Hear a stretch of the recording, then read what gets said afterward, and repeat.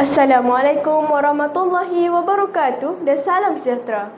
Pada hari ini saya akan membicarakan tentang sebuah buku yang berjudul Empire Hikayat Putera Tanpa Nama. Tak kenal maka tak cinta. Nama saya Nur Syafiqah Amani dari Sekolah Menengah Kebangsaan Seri Nibong.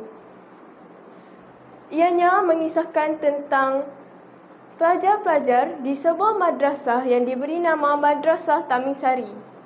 Di madrasah ini, mereka mempelajari ilmu-ilmu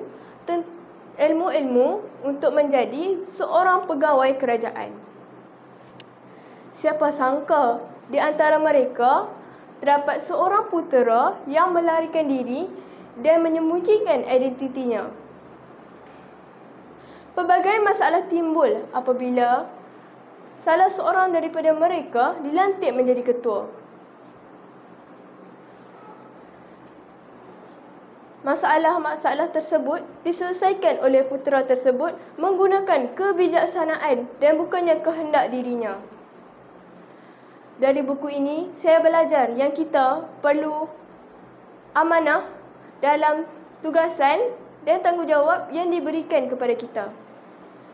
Kita juga perlu menyelesaikan masalah dengan menggunakan kebijaksanaan dan bukannya kehendak diri kita. Buku ini menarik minat saya dari segi penulisannya. Ianya menggunakan bahasa Melayu yang membuatkan saya rasa cinta dan kasih.